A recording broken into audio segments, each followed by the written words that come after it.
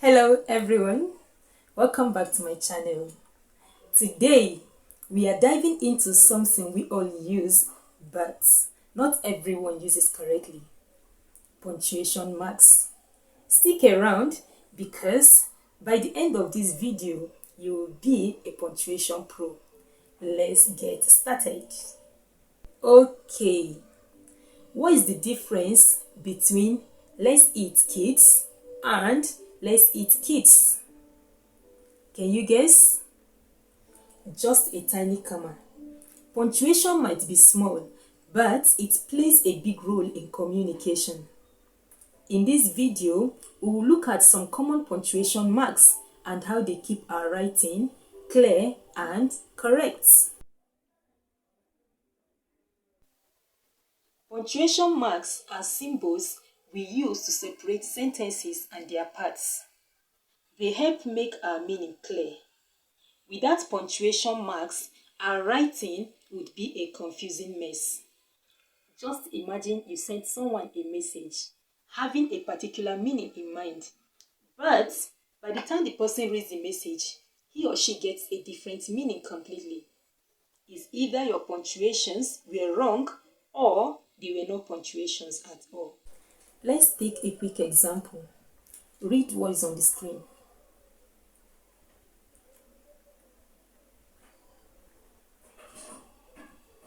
See that? One saves a life and the other suggests cannibalism. Punctuation matters. Let's break down the 14 most common punctuation marks in English. I will explain what they do and how to use them properly. The first is the period, also called the full stop. The period is used at the end of a sentence. That is, we use the period to end a sentence. For example, I love learning. He is my friend. The next one is the comma. We use the comma to separate parts of sentence. That is, we use the comma to separate parts of a sentence or items in a list. For example, I bought apples, bananas, and oranges. The next one is the question mark. We use the question mark at the end of a question, or you can say it is used to ask a question. For example, how are you today? Where have you been? What is your name? The next we have is colon.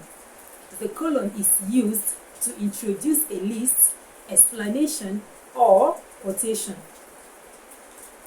For example, they had one goal to win the match. Then we also have the semicolon. The semicolon is used to connect closely related ideas. For example, I wanted to go for a walk. It started to rain. The next one we have is the exclamation mark. We use the exclamation mark to express emotions or to make emphasis. For example, that's amazing. Wow, this is beautiful. We also have the apostrophe.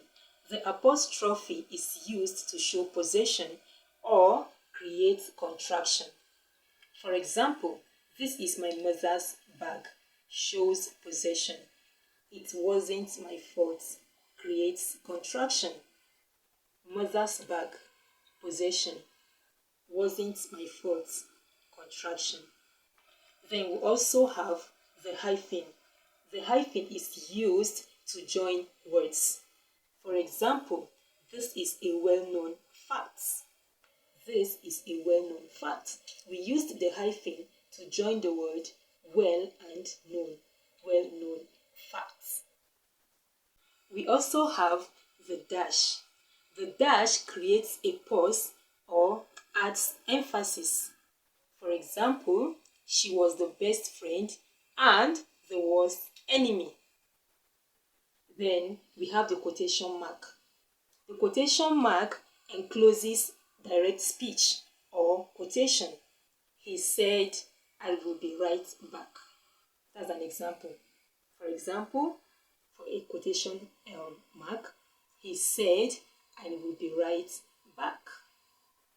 We also have parentheses. Parentheses add extra or optional information. For example, he moved to Paris, his dream city, in 2024. He moved to Paris in 2024. But because you want to add an extra information, you can say his dream city. That is, he moved to Paris, his dream city, in 2022 or in 2024. He moved to Paris, his dream city, in 2024. Then we also have brackets, usually used inside quotations or to clarify. For example, she said she was very tired after the trip. We also have ellipses, and ellipsis is used to show a pause, an unfinished thought, or an omission. For example, "I don't know what to say, ... or "I would have loved to, ... That means there's an omission. Something I am supposed to say, but I chose not to say it. And the last one for this class is slash. We use the slash to show alternatives.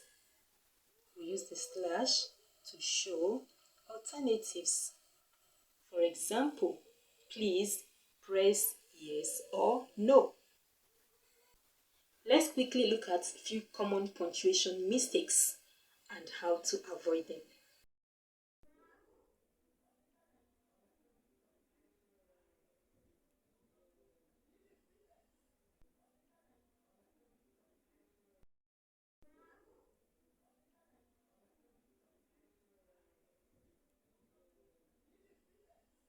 And that's your full guide to punctuation marks. Which punctuation mark do you use the most, or maybe struggle with? Let me know in the comments below. If this video helped you, please give it a thumbs up, subscribe, and hit that bell so you don't miss out in the future videos. Thank you for watching. Keep learning, keep writing, and I will see you in the next one. Bye.